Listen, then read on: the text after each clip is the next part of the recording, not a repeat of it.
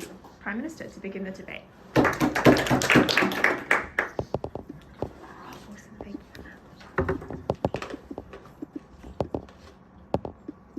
Sorry, I've just eaten a strip, so I'll give you a sec. No worries.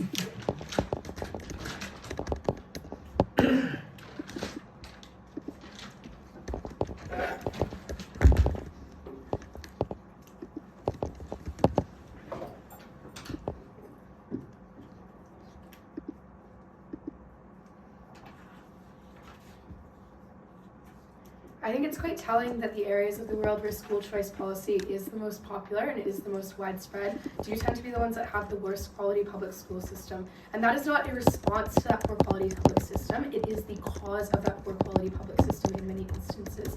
This looks overwhelmingly like the United States, where often these policies are incredibly popular, and the reason that they're incredibly popular is because there's a select group of highly motivated parents who live in some of the more underfunded districts. These parents are people who are willing to go through the hassle, who are able to access things like these vouchers, even though many other parents in their neighborhood are not able to do so. They're the ones who are most inclined to actually get up to the polls and vote. They're the ones who have the ability to do that and to influence policy. And that's why they're consistently able to do things that mean that their child gets the benefits of these policies, even at the cost of all of the other children in their neighborhood who do not have the parents who have the time and the resources to engage in this particular form of political activism.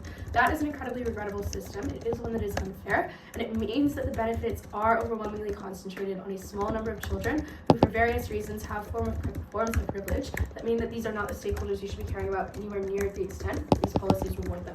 Let's talk firstly about the counterfactual. We think in a world where this is something that is opposed and doesn't really exist to the same extent, that it's far more likely that instead people will be quite supportive of improving the public system. We think that a small group of parents who are the ones who push for things like vouchers and access to those things are instead, in a world where that is not available to them, far more likely to push to improve the funding given to their particular public school in particular, and that we think that these parents are in a sense kind of randomly distributed, but in particular are likely to be the most motivated where they exist in the most underfunded districts. These look like parents who, for different reasons, really highly value education, even in a context of relative disprivilege. This could look like migrant communities sometimes, but occasionally it is just random parents who, for different personal reasons, happen to care deeply about this. These are people who clearly can make change. They're overwhelmingly the agents of these school voucher, similar types of policies in the first instance, and in a world where they are instead pushed to only be able to do things like improve the quality of the public school in their area, because these are parents who, without these policies, could not just send their child to a private school kind of necessarily. That is an incredibly valuable thing. That means that things like, for instance, school boards in those areas are likely to get far more attendance and engagement.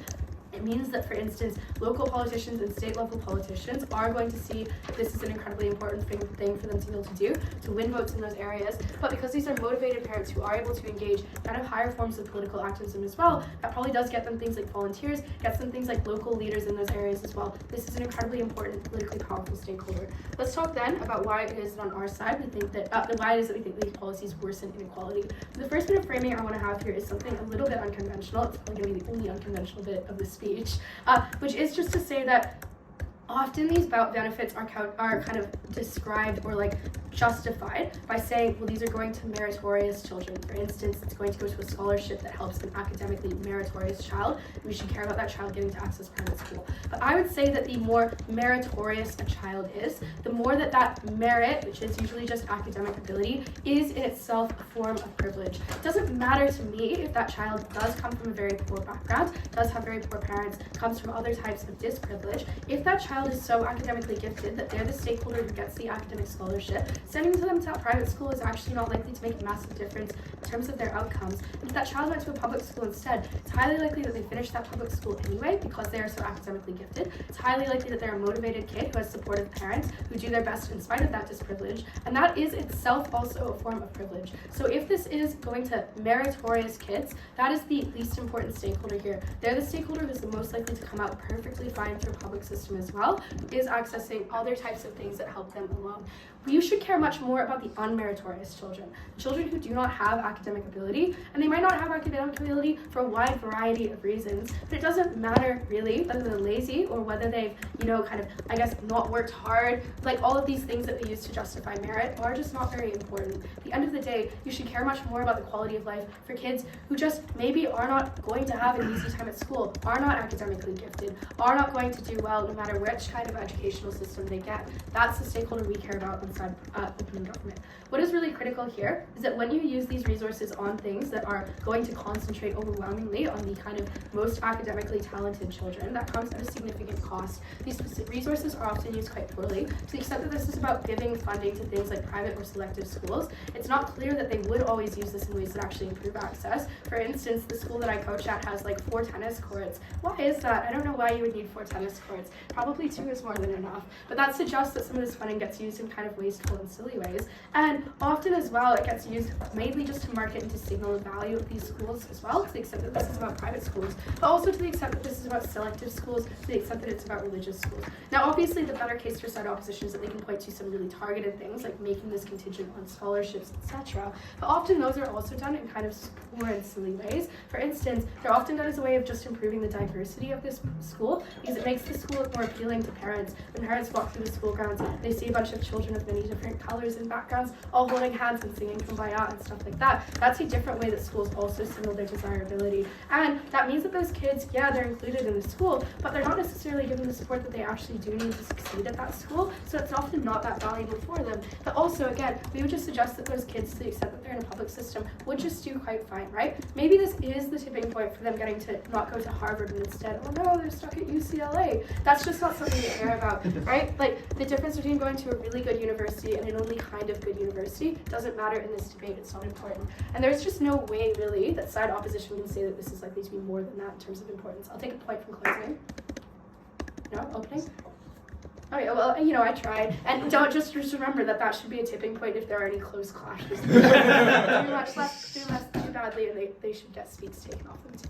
So, in terms of inequality, then we think that by comparison, like, these resources often just do not make a big difference in terms of educational outcomes. A lot of educational outcomes are based on kind of baked-in factors like your parents, your genetics, your natural aptitude, etc., often on your postcodes, things like this. But what does actually matter is at least just improving the quality of life for children at public schools, doing things like making sure that they have access to air conditioning in the summer. That's really, really meaningful. It's an immediate material benefit to just those children's quality of life. It's also a more social benefit as well, because when those children are in better facilities, they're more likely to, for instance, just be healthy. Like, maybe if there was better ventilation, my voice would be doing a little bit better today, and I'd be less of a strain upon my poor teammate as well. But also similarly, when kids are healthier, when they have better access to be able to have better air, to run around and stuff like that, that reduces the amount of time that they spend at home that's sick. That puts a burden on their parents. It takes them out of the workforce. The last thing to talk about is just at the end of the day, obviously we think there is a role for privatized forms of education. There's no reason for the government to step in and to artificially boost these types of education. Let the market decide how these resources should be used. Parents want to spend money on those tuition fees. That's great. If they don't, that's fine. There's no reason to do this interference. Better to improve the quality of life for the least meritorious children, I suppose. Okay, thanks very much for that speech. And now I'd like to welcome the Leader of Opposition to begin the opposition bench whenever you're ready.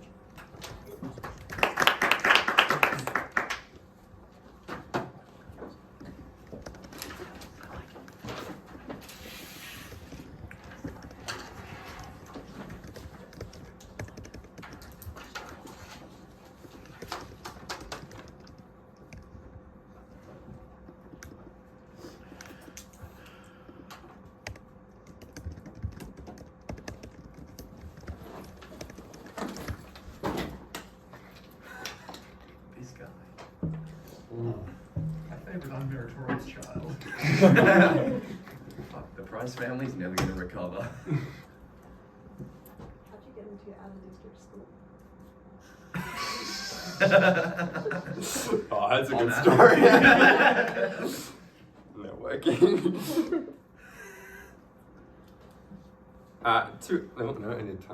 Two arguments in the speech. Firstly, why choice is something that is principally but also practically very important to people. And secondly, why we improve the total pool of funding and the total quality of education through our education systems. But firstly, one brief note of setup, which I think interacts very nicely with the last thing that Jordyn said. That is to say, private schools exist in either world. The margin in this debate is whether you improve access to those private schools. So the richest donors that they talk about are always going to be donating to private schools on their side of the house as well. The margin of the debate is actually those people who might now be able to send their kids to private school, or where that funding comes from. That is something that is much more contentious, something that we think is much better. So, the first thing I would note is that choice is important. And our argument here is simple.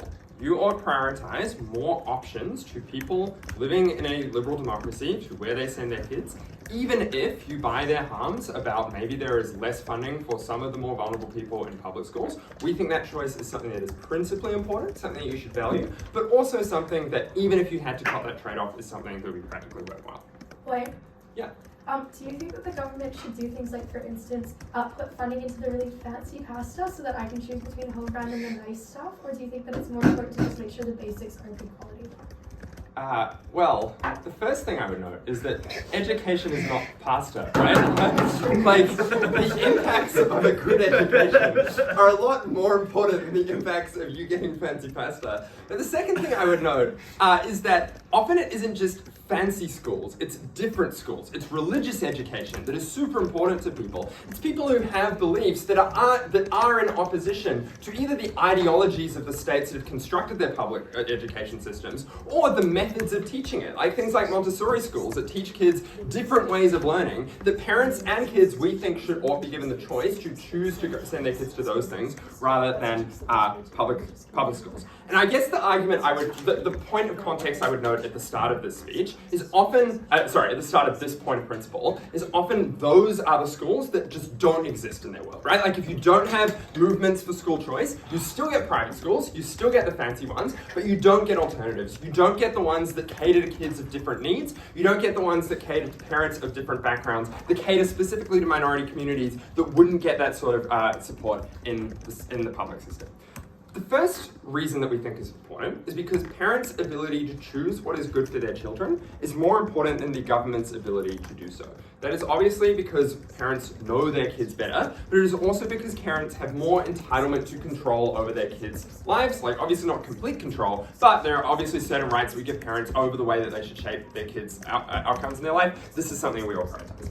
The second thing I would note though is often that distinction is fundamental. It's more than a simple difference of like how your kid is taught math, right? It's actually like religious teachings. It's whether your kid gets taught the word of God in school. That is something that many parents find fundamentally important, and many parents importantly feel like the state does encroach on their religious freedoms all the time. We would say that it is immoral for the state to restrict your ability to opt out of its own systems when it is so fundamental to the way that the child is growing up and forming their personhood. Why can people not learn about this in a myriad of other ways, like at home, like at church, and other communities?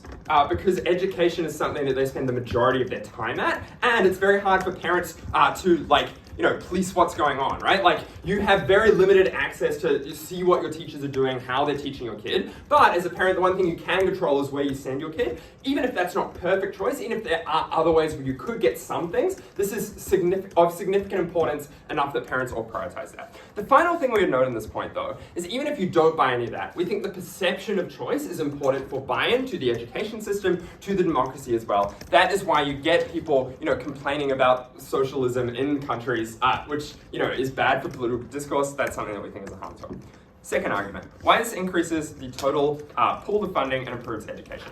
The first thing I want to set up is why governments are unlikely to fund public education enough in either world. That is to say, there are going to be deficiencies in public education. And I would note that their case relies on you fixing the air quality in these schools. It relies on you actually helping those kids that are vulnerable. I don't think they actually do much work to prove it besides saying, oh, there might be an opportunity cost.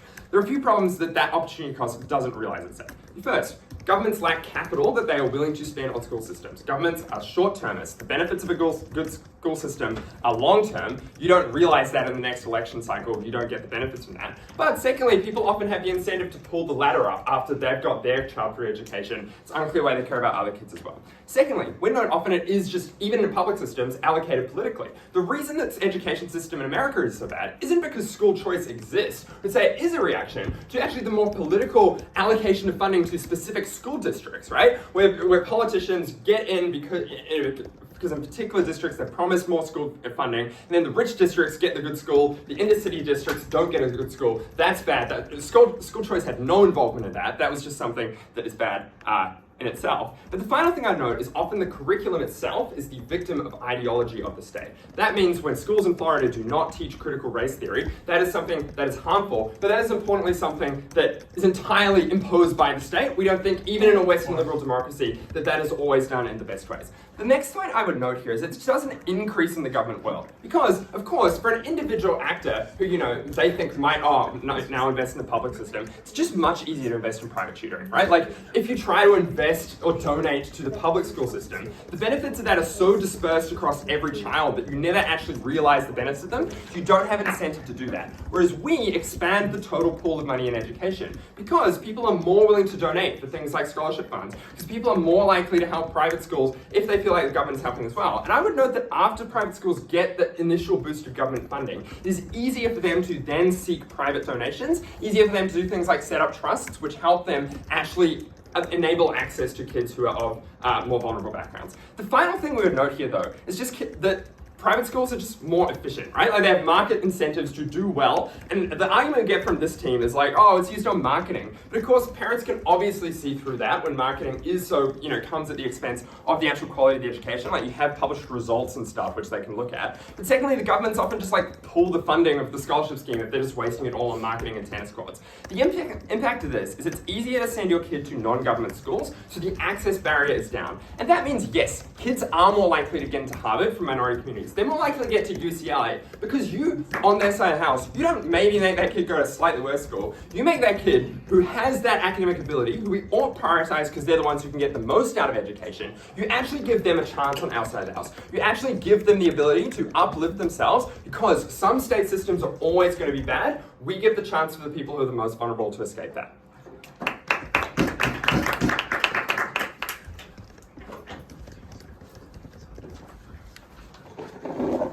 Thanks very much for that speech. And now I'd like to welcome the Deputy Prime Minister to continue the OG case.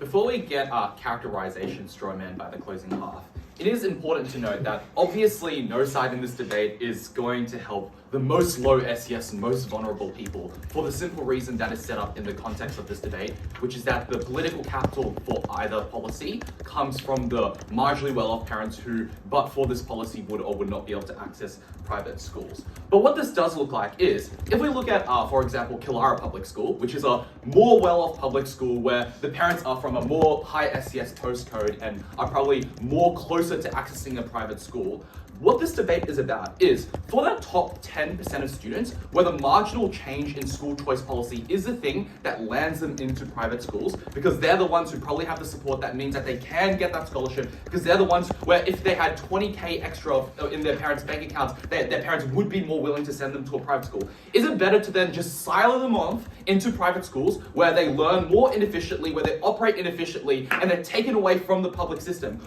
Or is it better to keep them in public schools, where no, maybe we don't get the political capital to fund all public schools and install air conditioning in rural New South Wales schools, but we do get, for example, those Karens in that Killara school who could not send those kids to that private school to care about Killara Public School, to volunteer for their canteen, to vote in PNC, to vote for government to get more funding for public schools generally, or at least public schools in their area. And yes, obviously that benefit isn't going to like the super disadvantaged kids, but still going to the 90% of the Killara High School population that would not on either side be able to go to a private school or have the resources to get those scholarships or have Harvard dreams. And those students are the ones where we get massive benefits, because obviously if you get marginally better resources for them, you get better teachers for them, they're the ones who are the change makers. They're the ones who do become the ones who is the delta between whether they go to university or they go to a good degree or not. And that is the benefit, the collective benefit that we are supporting on our side. Two issues in this speech. Firstly, about choice. Secondly, on system effects.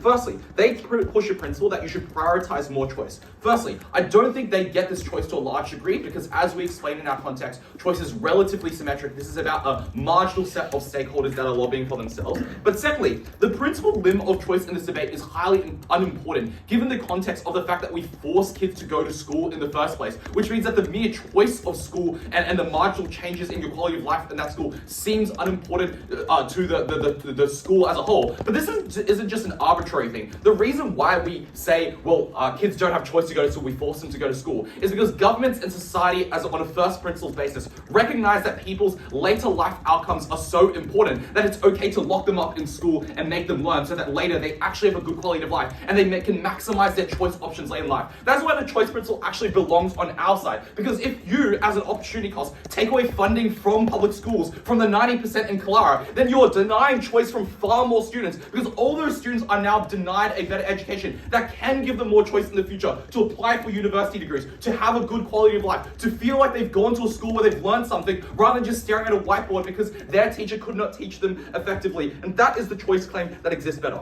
The second thing I want to do is recharacterize what this debate is about, because to be very clear, they try to bring in the more sympathetic stakeholders of, say, religious schools. They're like, well, it's not just about wanky private schools, but this isn't the empirical reality of what is actually supported under school choice under the status quo in places like America. Because think about it, religious schools are usually either free or lower cost compared to private schools. Where you need government intervention is when there is something you cannot access yourself. That's why the political capital comes from parents wanting to access private schools specifically, because they need that government intervention because they are not willing to be able to do that themselves. But also on net, more people in the population prioritize getting a better education than going for the more niche kind of music schools or religious schools and all that kind of stuff. So overwhelmingly, the political capital that they're using is about going to private schools. But even for religious schools, we would say normally they are quite low cost and free, and that is for the simple reason that when you have large religious communities with lots of kids that want to go to religious schools, there is usually a religious institution like a church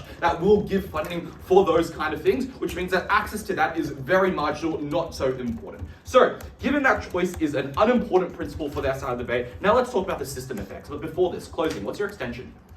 All right, opening? I don't have an extension. Okay, no engagement with Archie whatsoever, I'll just say. Alright, so, system effects. They say, well, they can get low SES people to go to private schools. This is ineffective for 3 reasons. There's a number of reasons why this is ineffective. Yeah, sure.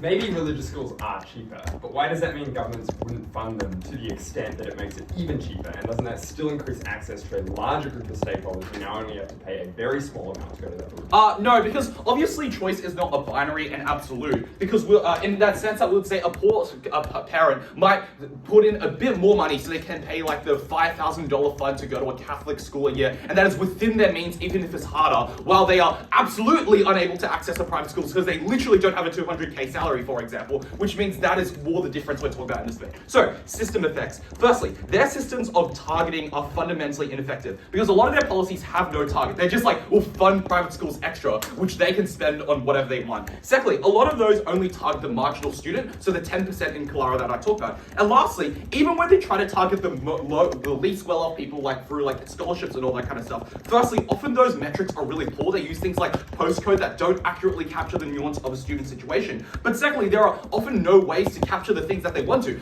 No one has invented a test that cannot be tutored for thus far at this point, which means it's impossible to capture things like natural talent. Secondly, their model is highly inefficient. Firstly, because there's diminishing marginal returns on education spending. Every extra dollar that you spend on putting one kid into a private school to get them that swimming pool is thousands of extra textbooks. So on net, you just help more people when you direct the funding that way. But definitionally, it's inefficient because Jordyn explains that when you don't have a free market system, but instead artificially inflating the value of private schools, they can operate in ways that are fundamentally uncompetitive. But lastly, it's private schools just don't care. They're not catering for the lowest SES person in their school because they're catering for the consumer base, which is the rich people who care about the useless luxuries, and that's why they inefficiently spend on useless luxuries. What is the opportunity cost of this? Firstly, targeting inefficiency is way better when we instead redirecting this funding to public schools, even if it's more well-off public schools, because you're capturing a number of stakeholders who are far less privileged, who are far more vulnerable, and you fund kids with necessities that do not cop the diminishing marginal returns. But also, even the private schools are better under this side because they operate competitively, they operate where they should, they operate in areas where they should, rather than being inflated by an effective government subsidy that doesn't help anyone but the checkbooks of the principals who run those private schools. For these reasons, very proud to propose.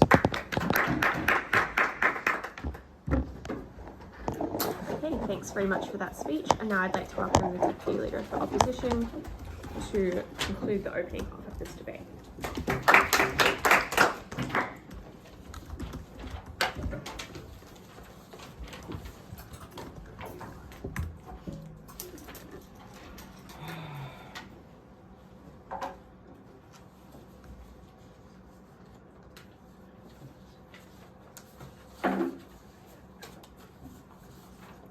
I'm going to do two things in this speech. Firstly, I'll explain that our side improves public education, and even if you don't believe that, at least it will mitigate the huge harms that OG says, which means then in the second issue when I explain that even if you don't believe that, providing alternatives is important. That is a trade-off we would make. First of all, our side improves public education. The first thing I'm going to explain here is just that public schools are not underfunded because of this activism. They are underfunded independently, and it is unlikely that opening government makes a huge change to the total pool of funding to public schools. It's unclear that they improve that education that much, because OG's claim is, well, these activists would just campaign for improvement in these schools, in public schools, if they were no longer, campaigning for the choice to send their children to private schools, or if they were no longer, for example, funding, sending their children to private schools, funding private schools. A few responses. The first is just that it's totally unclear why it is just your incentive to funnel a lot of money into public school when it is far, far easier to improve the education of your own child by doing other things, like, for example, using the money that you might have used for a marginally more accessible private school in our world to just pay for a lot of private tutoring for your child. We explain this in Will's speech to literally no response, and neither speaker from opening government can give any compelling reason to suggest that these parents with a little bit of extra money to spend would send this money into the public school system. And the reason that is so damaging for opening government is because it costs money for a public school to have to educate a child. Every additional child that goes into the public school system without additional money going in there to help support that child being there just puts additional strain on the public school system. It makes it harder for those schools to educate those children, which just means that all of the things that they describe as having air conditioning are far, far less likely when now these parents don't spend their money on the school that their child is going to. They instead spend it on things like private tutoring, or even things like, buying a holiday for their family which they could not afford if their child was in a private school. It's totally unclear why this money goes towards this cause. But the second thing that we explain to you is just that this team doesn't explain why this activism is effective even if it works. Like, the way it kind of comes out in Jordyn's speech is, well, now you would use like the energy and the other capital that you would use to expand, to provide, to like focus on expanding choice, to make sure that the public school system is really good. But they never explain why that is likely to persuade governments, or why it's likely to be particularly effective unless you're directly giving the money to the public school. And we explain reasons why independently public school funding is super bad. That is, first of all, because any government funding for a particular cause doesn't just rely on you convincing the people that it affects directly, it relies on you getting broad scale buy-in. And we explain that people who grew up in a time where education was less good, where it was less accessible, have an incentive to pull the ladder up after them. That is why public education funding is particularly unsympathetic and particularly unlikely, even with an enormous amount of activism. And this at least is something that is more politically palatable, because it's quite easy to convince people that we should expand people's options to pay for things, then expand people's options to access things that are free. But the second thing we explain is that the distribution of public school funding, even if you get more of it, is likely to be particularly bad, because governments have incentives to do things like pork barreling. They have an incentive to make the public school in an existingly wealthy area really, really good, but a public school in a place where every child is likely to go to a public school, they don't spend as much money there because they want to convince voters that have more money. That is what, the final thing to suggest is just that private school parents still donate to private schools. So the most amount of capital in our world still is going to private schools. It's totally unclear why public schools manage to get that funding, because in our world, private schools, as we explained to you in Mill's speech, exist. It's just that they are not as accessible. They don't have as many tax exemptions. So now private school parents have more of an incentive to donate to those schools to improve the kinds of things that are likely to be improved by a little bit of government funding or tax exemptions in our world. At the end of that, public schools are still underfunded in their side, which means you all believe that it is far, far more likely that what we do by expanding access to other schools is that we take the strain off those public schools and make those public schools better for the children that would attend them in either world. The second thing I'm going to explain here is just that this amount of funding that we get to expand choice is additive to the total pool of education funding and not subtractive. A few things to say here. The first note that I'd make at the top of this is just that these measures are not that expensive comparatively to all the things they describe as radically improving public schools. So, for example, giving tax exemptions to a private school, or giving them a little bit of funding which they can use to then, make more money by charging school fees, or creating parent donations. Yes, they cost money, but they are less expensive than, for example, totally upgrading a public school. A few extra things to say here. The first is just that we improve the ability of private schools to seek other funding by using this funding, which means that you just get more funding on net. That is, a public school who is over leveraged cannot use the funding they would get, even in their best case, to, for example, seek additional income. But a private school can do things like, try to get new parents, create trust, as we explained in Will's speech, to get more money. That means you get more funding on net in our world. Second of all, we explained that this takes the strain off of public schools who find it hard to seek additional funding because all of the wealthy parents still send their children to private schools. We would prefer that you expand the ability of those schools to get that funding, which means you get more funding on net. Thirdly, we would suggest that governments choose where to put in these accessibility measures particularly well, because there is backlash when you give a huge amount of funding to a school that is existingly super wealthy. That stuff appears in the newspaper, it makes the government look bad, which means the government is more likely to focus on expanding access in ways that are positive and in areas where there is not enough schooling. Their response is, well, this is mostly not religious schools, but we would suggest that we just expand the ability of, for example, religions to be able to donate. Things like tax exemptions make it more viable for these institutions to be able to donate, which is why in our world, you improve public education, you take the strain off of that, the total pool of education funding improves, and that improves the education of all children. I'll take opening. We actually get more political capital because while school vouchers exclusively benefit the marginal Kalara stakeholder, when you fund Kalara as a whole, you also get the sympathies of every average voter that goes to a public school. But why do you get that funding as a whole? You never explain why that funding is likely to trickle to all of the things that you describe. And we explain that our world gets more funding anyway.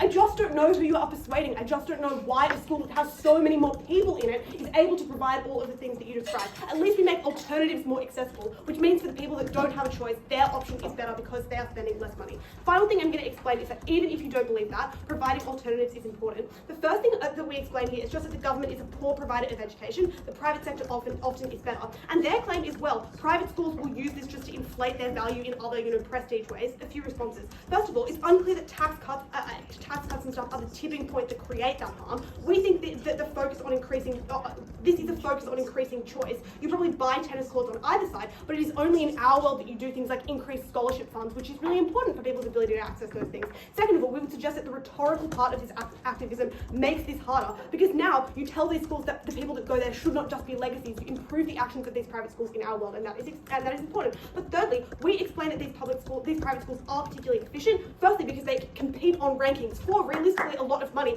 if they are correct that they charge such high school fees. But second of all, they compete on specialised education. We explain that this choice is important. We ought to provide parents with it. But even if you don't believe that, we just improve education on it.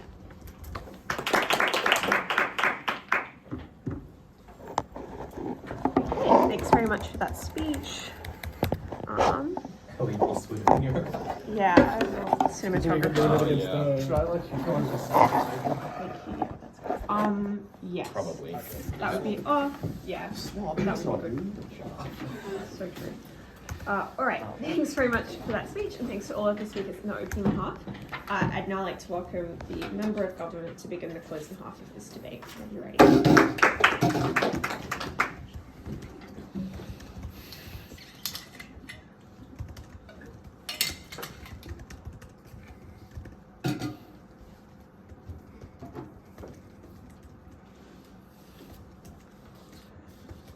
Both opening half teams make the correct observation in this debate that some of the push for school choice comes from genuinely concerned parents who want the best for their kids in life.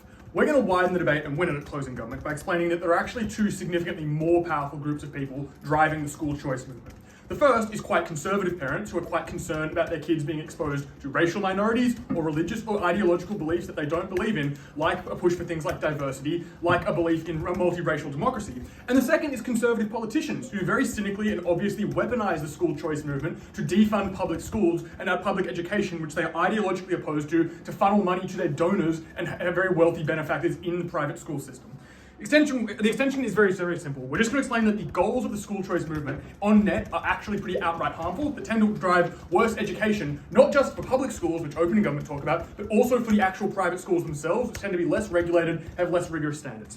Let's firstly talk about the subset of bad parents. We think there are broadly three reasons why a lot of parents, and this is a relatively large group of people in a lot of democracies, that might want to send their kids to a private school other than just for the quality of the education.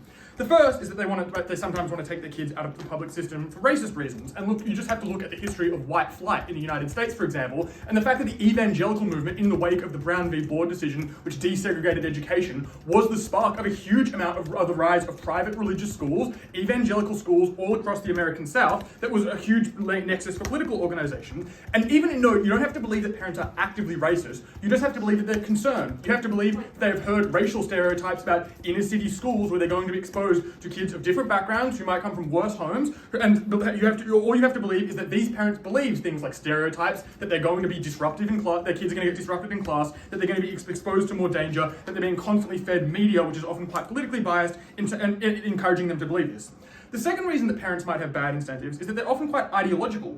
In the modern day, this looks like the insane belief that critical race theory is being taught to their primary school kids. But back in the day, it was the idea, through the John Birch Society, that communism was being taught through public schools all over America. In Western Europe, it looked like through things like a belief that there were socialists and being infiltrated by the Soviet Union through public schools and teachers' unions. These are beliefs that are relatively widespread among a pretty decent part of the population who do genuinely believe that there is reason that their kid might be brainwashed, might be taught things that they personally disagree with, that they might want to pull their kids out of that system for. And thirdly, often these parents are quite religious. And that's not always a good thing. Because obviously, to some extent, I think it's important that OO identify that we should respect some people's religions, but if they're being taken out and put into school, apologies, Ellie and the Catholic Church, but like evangelical schools which teach kids that if you're gay, you're going to hell, that teach them that women must be subservient to men, are actively bad beliefs to instill in people things that don't happen in public schools, where there is anti-discrimination law, where there are actual standards, where it's possible to actually report these things and get accountability. That explains, importantly, that there is quite a large group of people, in addition to the group that opening government talk about, that have a huge drive on the way that private schools' incentives change, how they try and attract people, how they craft their curriculums, and how they get their donations.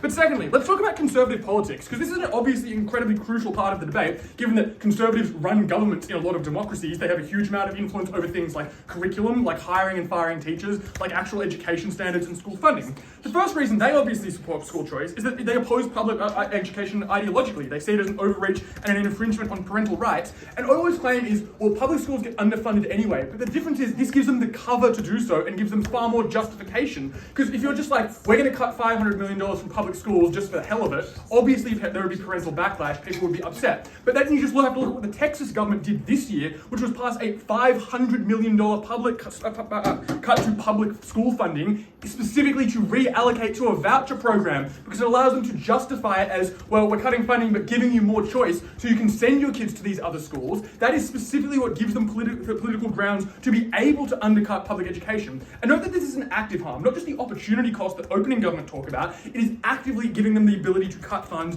in a way that makes them more immune from political backlash. But secondly, it's the fact that the private education sector are huge donors and lobbyists for political causes. Look at the fact that the last US Secretary of Education under the Trump administration, Betsy DeVos, is literally from a private school empire that runs all over the Midwest, that runs hundreds of public schools that are huge donors to the Republican Party and its associated political causes.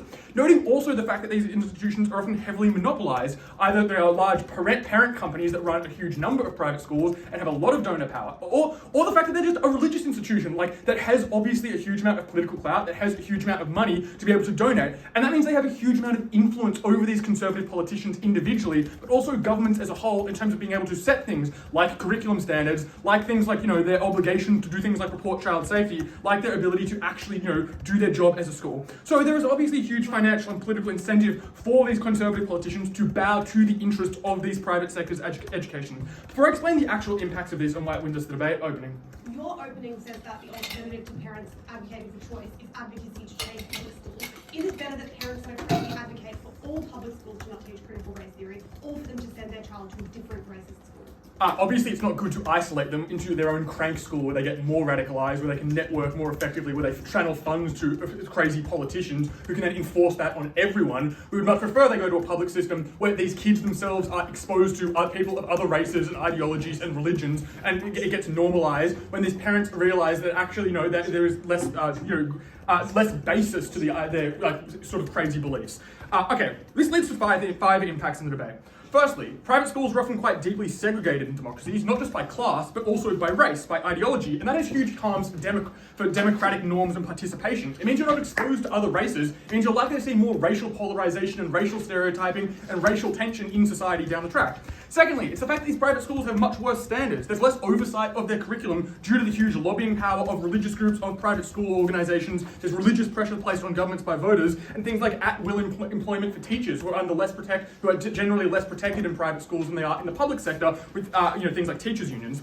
Thirdly, it's the fact that you actively undermine the public system because you can cut funds with more political justification and hurt people to a far greater extent than what opening government talk about. And fifthly, it's the fact that you teach pretty heinous things to kids. Kids who are in the closet who now get told by their religious private school that their parents send them to that they are evil, that they're going to hell, that tells young girls that they cannot do anything other than be a homemaker.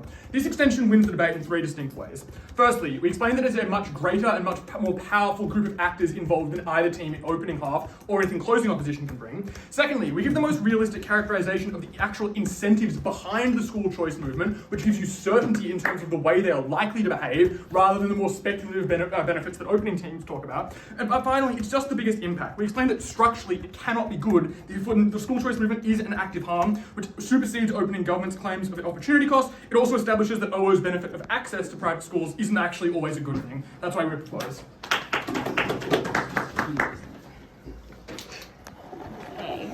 Okay. That's all good. Does that look okay? It comes to the face. But... I love that you said that. It's like a central pivot. Yeah. It's always good when the extension responds. Great. All right. Thanks very much for that speech. And now I'd like to welcome the opposition member to begin the zero case. It does. It does. Do you mind moving this? I'm sorry. We do not have enough desks. Honestly. Yeah, I get you. Okay. I'm sorry to the camera in advance. I will be maybe moving around this desk. That is okay.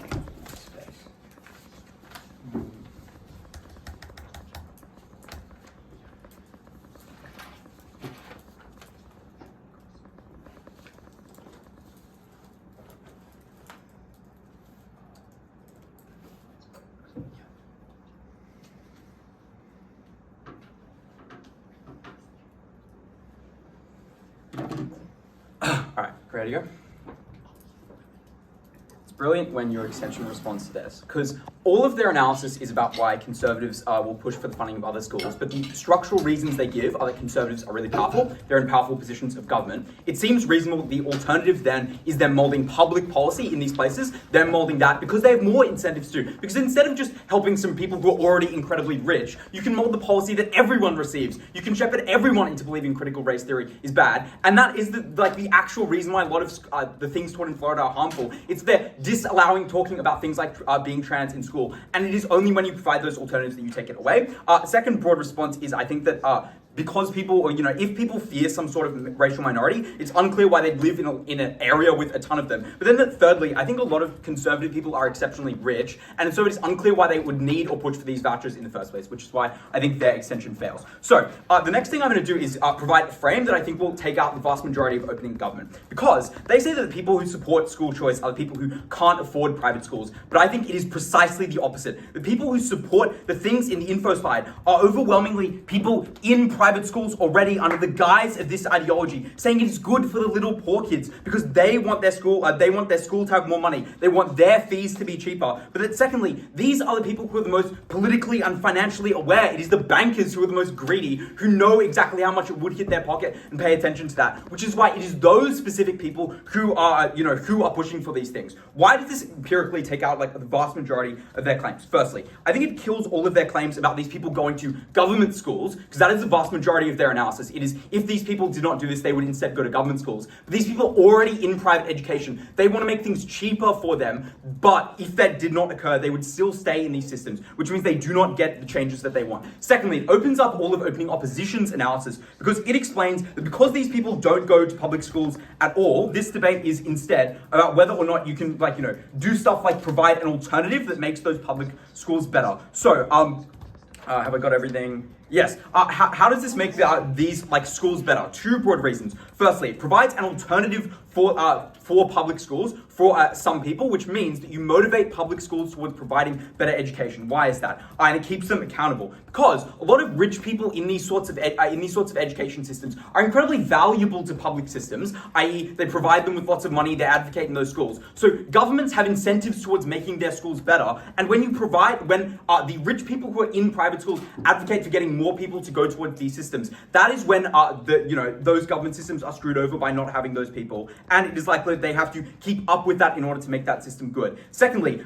school choice is actually the thing that saves the public system a large amount of money. We're going to extend on what opening opposition brings you, because if you pay $1,000 to subsidize one kid at grammar, but it prevents you paying $8,000 to run a kid at a public school, the only framing they don't give you is the vast majority of public schools are run at things like a loss because you have to incur some cost because governments are not doing these things on a for-profit basis. It is exactly when you are saving a ton of money that means there is a better allocation of public school resources. It means that you are able to get more better teachers to people who actually need them because all of those kids are taken care of, are cared for in this way. Opening governments say, people who push for these sorts of funding for public schools are randomly distributed, but this is enormously wrong. Firstly, because as we explained, the first bit of framing I give response to this empirically, the people who are wealthy enough to go to private schools are enormously conglomerated, but also the people who are almost wealthy enough to go to private schools are also conglomerated. It's why Rose Bay Public School has a view of the Sydney Harbour Bridge, even though it's a public school, right?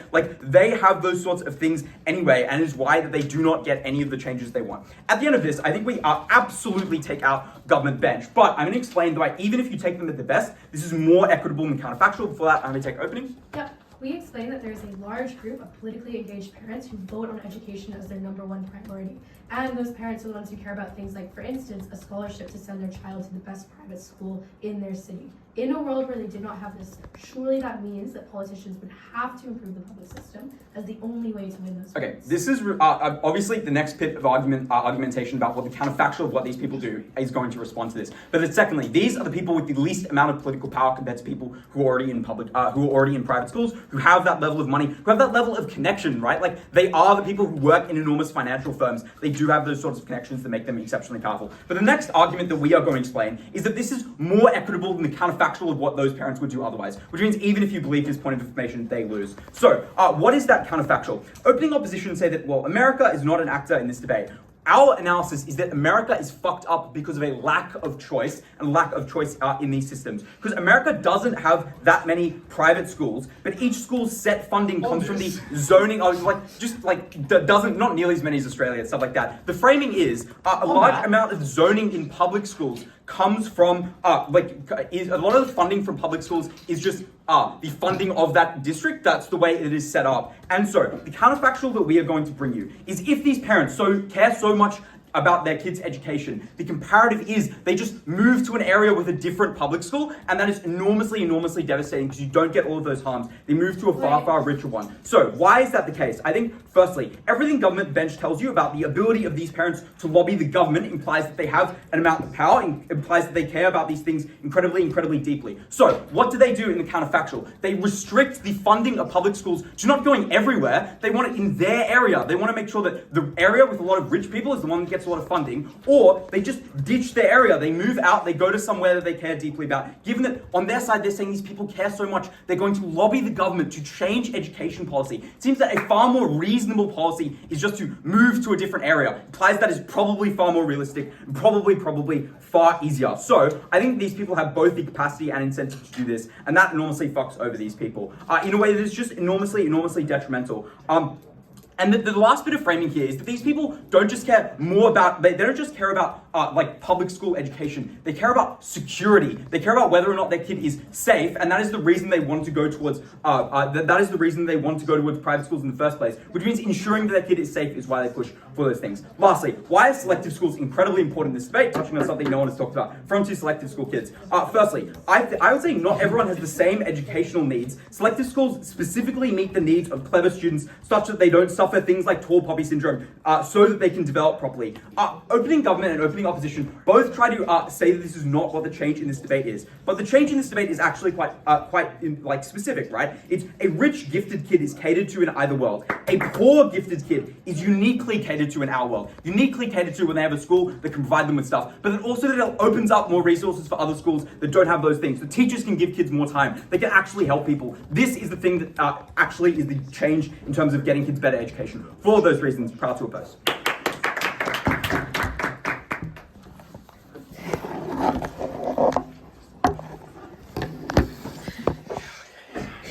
Okay, thanks very much for that speech, and now I'd like to welcome the government whip to conclude the government bench whenever you're ready.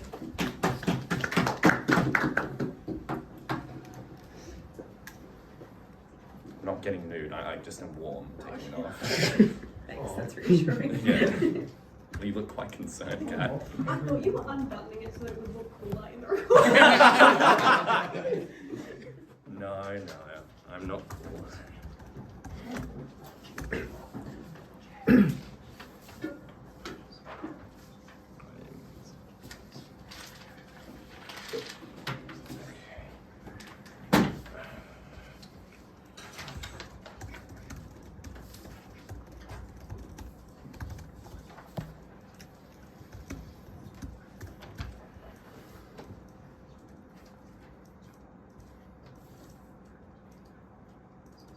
Alright, sorry for that. Starting in 3, 2, 1. Our extension, closing opposition, opening opposition, opening government. Our extension. We do a couple of things that are very useful and should definitely take us the first. The first thing we do is just explain why the group is much larger than what is talked about in the opening half, which necessarily means that the amount of funding that is being detracted is substantial and creates a very clear point of weighing in the debate that allows you to establish why the harms described by the government bench are uniquely weaponized at closing government. The second thing we do, though, is go beyond a harm of opportunity cost of opening government and establish why an incredibly large amount of people are now actively defunding the public school system. But finally, we introduce a set of exogenous harms that you should just weigh over every team in this debate. The fact that teachers who are trans are discriminated against in religious schools unfairly and they have very little to no legal recourse to this. The fact that it is not correctly regulated and tested, like in many private schools. The fact that curriculums mean that some kids don't learn about the theory of evolution, cannot engage in certain parts of society, and their autonomy is taken away, is just a series of harms that, regardless of any other rebuttal contributions I provide to any team in this debate, you should care about. Because note that every other team in this debate is operating at the absolute margins of CO, where 1 or 2 parents move away, or opening opposition, where a couple of people who would be, so fucking upset by this have a bit of a tantrum now, right? And then opening government, who to their credit do a very marginal but good piece of analysis on opportunity cost. We are the team that actually explains what this policy or what this ideology looks like, why it is broadly supported in very harmful and destructive ways, and the massive impact it has on children, it has on teachers, and it has on people's autonomy and access to education. For those reasons, we should win the debate. Now, let's get into the responses that closing opposition provides. No, later when I come to your case. They say 3. The first is that, these people would now exist in the public school system, and those conservatives, because they're wealthy, would necessarily lobby them. Lobby in the public school system. There are 3 reasons why you should not believe this is likely to occur. The first is just that there are far more people in the public school system, which means the amount of lobbying capital required to, fucking reform the entire thing is way bigger than getting your own little school carved out for you. So it's unlikely that occurs. The second is that there's just a strong norm not to intervene in the public school system. It's supposed to be seen as standardized and unbiased. That's why we don't allow people in the public school system, to teach things like religions. It's incredibly unlikely why they would be able to overturn hundreds of years of precedent within education. But the final thing is just there are left-wing people in the public system too, incredibly unclear as so many more conservatives that they can outweigh all of those interests and that set of lobbying capacity and power. That should suggest to you then that even if you believe that every conservative now goes into the public school system, which also contradicts their later claim about they just won't be in the public school system, but if you do believe that, it does not suggest that they will be able to massively overhaul it and fuck over the entire public school system. The second response they give is that, rich people will stay in the private school system so there's no change. Obviously, I explained that that's a contradiction with their earlier material, which means if you believe this, you can't believe the previous rebuttal they give. The second thing is that there are just many people who are middle to upper class who wouldn't be able to afford private schools now and probably would go into the public school system and get the benefits that Sam and I described. But finally, even if you don't believe that, Sam and I provide an independent explanation of why this is a harm, which is not contingent on the amount of people that enter the public school system, because it is just a justification used by many politicians to actively defund it, which means it doesn't matter if Conservatives are now in there or not. This justification does not exist, and we therefore co-opt the metric of opening government and explain why we win regardless of that clash. The final thing that they said is, well, Conservatives don't live near black kids, so they wouldn't get exposure. Like, fucking give some analysis. Like, yes, people live in urbanized areas. Even if this is true, it's true of a very small subset. Clearly, that's just mitigation against our benefit, and very poor mitigation at that. Let's go on to what CO actually says. They have two extensions. The first is that, well, people will just move away now and you might lose out on some tax dollars. The problem with this is that these people would just, in their world, be going to private schools anyway. So it's, unless you believe every private school system moves away, they're kind of just mitigating an argument. It's not a positive contribution. The second thing they say is that, well, it allows the public school system to function better because it's less expensive. But first of all, our extension explains why that's uncomparative and why there's an overall greater justification and loss. And our extension explains why it's actually not true in many instances. Like, it's not true that it's like $8,000 for a kid in the public school system. But finally, our extension explains why you get things like more teachers and good quality teachers not brain draining away and not being siphoned out to other areas when you don't have as many private schools, which just means that even if you believe, you know, there's a marginal increase in the cost, you should also believe there's a marginal increase in the funding and the capacity. That's CO done. Opening opposition. No, yeah, quickly. Yeah, adding some of Sam's spec knowledge does not make a derivative extension on opportunity cost not reported. Sam's response to Kat's POI on your other extension was to say if Conservatives isolated, networked, and then controlled the government. That's 15 on the dot. So,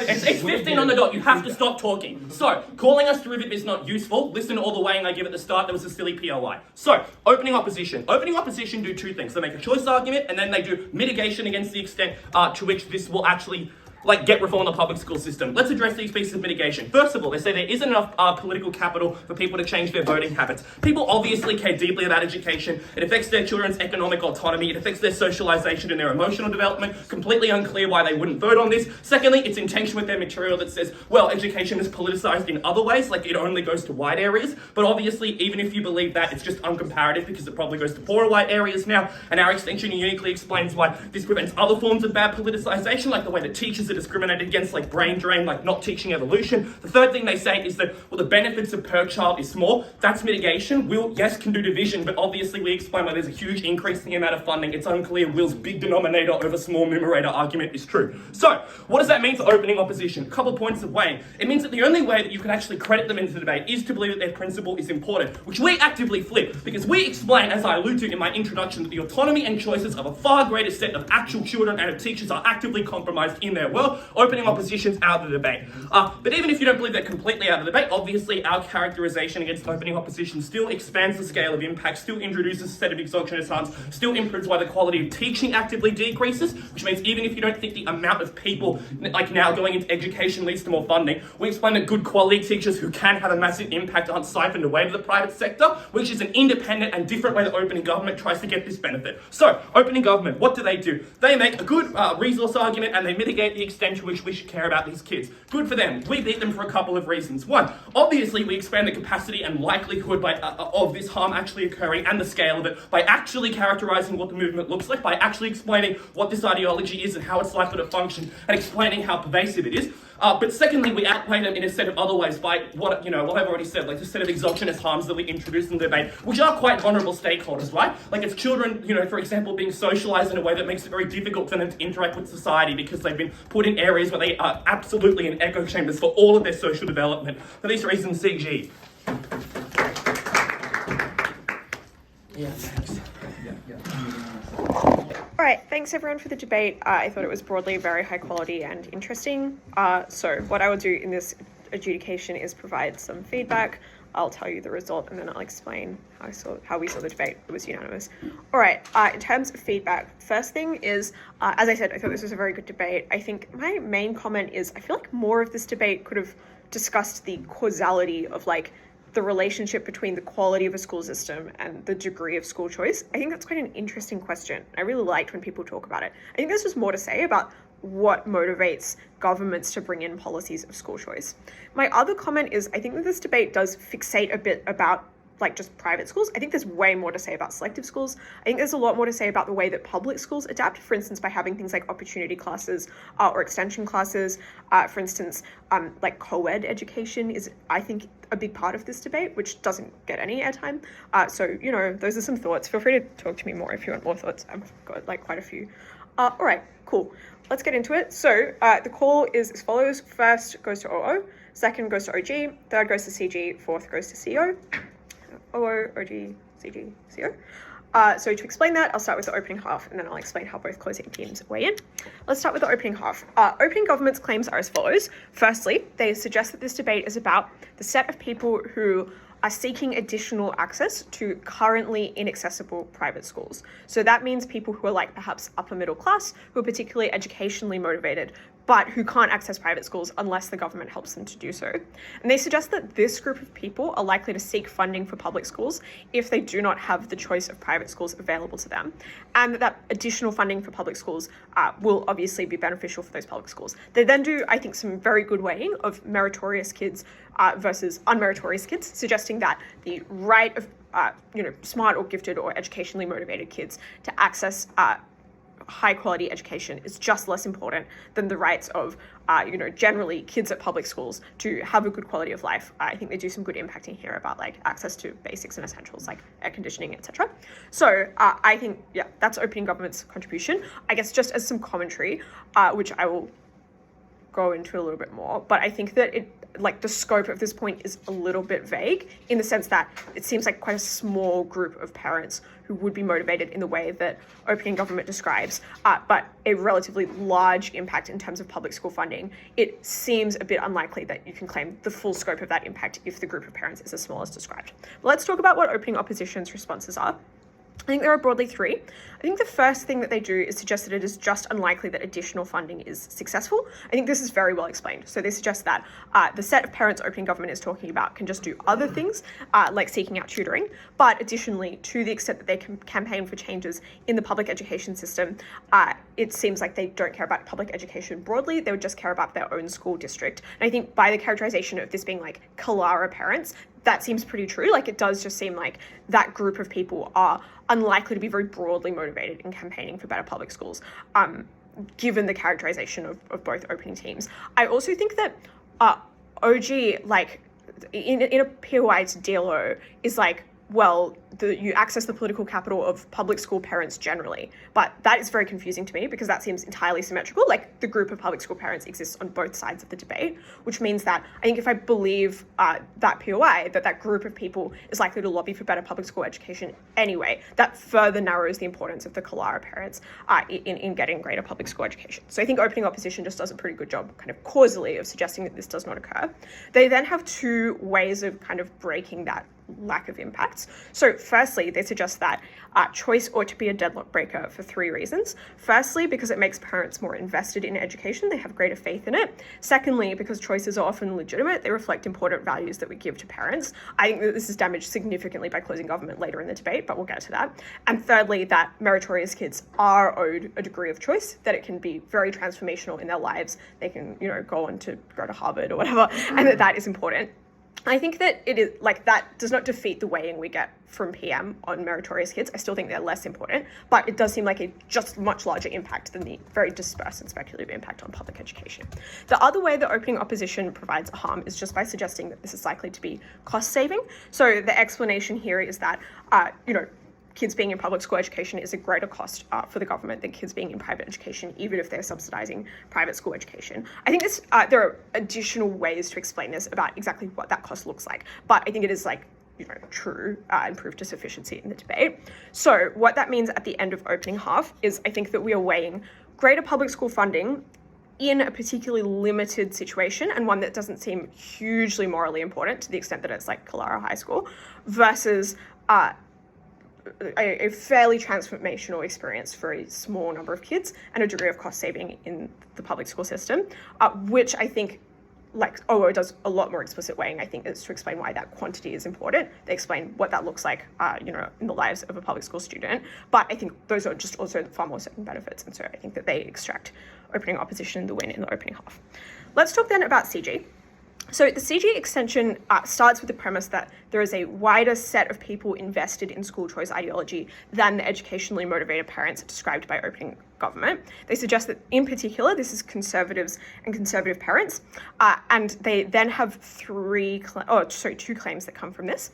So the first thing they say is that this set of people use school choice to create or offer schools or broaden access to schools that would otherwise just not be allowed to operate because they're just shit. Like, they teach bad things and they are discriminatory and awful. I think that this argument does do a good job of defeating opening opposition's principle. Like, I totally agree with CG that it does not seem principally important for schools to be able to teach gay kids that being gay is bad. Like, I don't care about that. I don't think parents should necessarily have the right to enforce that. I think that is impacted very well in that I think CG explains why it is damaging to kids individually to be in these environments, and these schools are unlikely to be good quality, which I think should outweigh any argument about just like the value of choice in a kind of more abstract way. I think the problem, though, as to why this argument does not then defeat the opening opposition, I guess, is just that it is, I think, pretty unclear that these schools would not otherwise exist for reasoning that opening government provides. Like, opening government explains that religious communities are very motivated to provide schools, and this debate isn't really about religious schools, which means I think that for the set of extremely religious or very fundamentalist people, it seems quite difficult to quantify the extent to which people attend those schools when they otherwise would not, given that the frame of the rest of the debate is that people who can attend private schools do on either side. This is about the people who cannot. So although I think this is a useful principled response, it doesn't get that far in terms of the unlocking the harms that CJ wants to talk about. The other impact here is about defunding private schools. Public schools.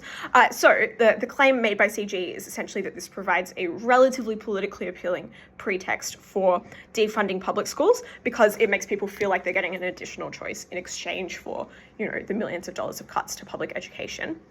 I guess I think that the problem with this argument is it is plausible and it is credited to an extent in the round, but it does seem relatively symmetrical. I think the observation of the opposition bench that if it is true that the people enacting this policy are as powerful as closing government describes, it seems likely they would try to do things like defund private schools in either world. It seems to be probably true. So maybe you get an additional bit of defunding, but it is unclear to me why this pretext is needed if these people are as powerful as closing government describes. All right, so that I think is just what the extensions are provided. Let's consider how they interact with the other teams in the round. So the first thing I want to do is just talk about how the government bench gets weighed up. I just want to note, I think this extension is just in no way derivative. I think that's a bizarre claim. At some point it verges on a knife. I think this is not derivative. It is a separate argument, which is not about opportunity cost, but about the ways in which this policy is used in the worst case. But the reason why it does not beat its opening is just that I think the actual substantive change of having this political pretext seems relatively small and symmetrical, whereas I think that opening government is still able to provide a clear change. They're able to suggest a set of people who attend public schools who otherwise would not, and explain why they care about public school education where they otherwise would not. So I think that on both the kind of speculative political messaging level, I still think opening governments is more certain, but I also just think that they have a more guaranteed impact in terms of actual public schools that exist. So I think that certainty allows them to win over CG. And also, I would note, I think in terms of the principled response to OO, I think this principled response is not sufficient to get up over OG, because I think OG has their own principle which does not respond directly to OO, but outweighs it, as I've already explained, which means that I don't think the additional explanation of why choice is sometimes unimportant is that powerful. So that's the Gov bench. On opening the CG-OO comparative, I think that, again, there is just more certainty, for the reason that OO is more certain than OG. It is certainly more certain than CG. But additionally, I just think that a lot of the, I think that a lot of the argument about the way that religious parents interact with school choice is preempted at LO, who explains that getting buy-in to the public school system is important, and people resenting the public school system or trying to undermine it is potentially more likely at the point where they don't have school choice. So I think that probably does a sufficient job to preempt some of the worst impacts with respect to religious people. Let's talk about CG versus CO, and then I'll get into CO's extension. So the response that we get to CG's extension from CO is, well, they attempt to flip it by suggesting that religious people would, or conservatives would just, try to make all public schools religious, or try to get rid of gender education in all public schools instead, if they could not be contained in religious schools. Although I think this is plausible, I don't think that it responds aptly to the extension as it comes out at CG, because the response requires that it is equally easy to lobby the government to change all public schools as it is to change a set of private schools. And I think that GovWhip points out that probably isn't true, that there are like far larger barriers to making every public school fundamentalist rather than to doing that in religious schools only. But I suppose I do think that probably some of the harm of this lobbying is symmetric, in the sense that it seems like the powerful people that CG talks about would want to try to get rid of good things in public schools in either world. So I'm not sure that you get containment, but I'm also not sure that this is incredibly exclusive to religious schools. So that's CG. Let's talk about CO. I think that CO has a couple of contributions. So I think the first contribution they have, which does get credited as non-derivative, is mitigation to opening government about the size of the benefit that opening government is likely to extract, which comes from observing that the sets of educationally motivated parents that OG talks about are not randomly distributed. That argument, I think, is made particularly well at CO, but the reason why it, I guess, doesn't get, it gets credited as new, but it doesn't get that much credit, is I think it is ultimately mitigatory. It just further limits the scope of the sets of parents who would be doing the changes that OG describes. So I don't think it's necessarily an active piece of rebuttal. The second extension is to try and recharacterize the set of people who are likely to care about this. So the explanation is this is rich people who want concessions, and they use school choice to try and get the government to subsidize their schools, which means that you don't get a lot of people changing schools. I think the problem with this argument is, as the government teams point out, it does seem to be somewhat at tension with later claims about the ways in which people might move between schools, or claims that require people to be moving between schools. So for instance, I think the explanation that people will just change school zones, or that, there was another claim as well, I think, about saving money in the public school system. If it is the case that most people in this debate are not changing schools, that seems somewhat self-mitigatory. So I don't think that characterization contribution gets a huge degree of credit. The final two contributions that we get from CO are to explain that people are likely to respond to this in kind of system-defying ways, they'll move out of areas, they'll try to move into better school zones. I think that this is a plausible argument, and I think it's made quite well, but it does seem to essentially mimic the argument from OO about the ways in which people would try to circumvent this. It's just a different mechanism apart from tutoring, which means, or apart from trying to just get your district funded, which means that I don't think it is additionally beneficial in the debate. The final contribution is about selective schools, the claim essentially being that selective schools are good, and it is helpful for gifted kids to have access to this. They would suffer otherwise if they were in a normal school. I think this is a potentially fruitful extension, but I think that because it firstly comes out relatively late in the member's speech, it is missing an explanation of precisely why things like tall poppy, or how much things like tall poppy syndrome are likely to prevent people from accessing a good education, which means that I think it does effectively get preempted by opening government, who I think give us just more reasoning as to why academically gifted kids are likely to do well in either world. So maybe they do a bit more well at the point where they access selective schools, but I think that is insufficient as a contribution to get up over the other teams in the round. So that is CO. Obviously the weighing there is implicit. Cool.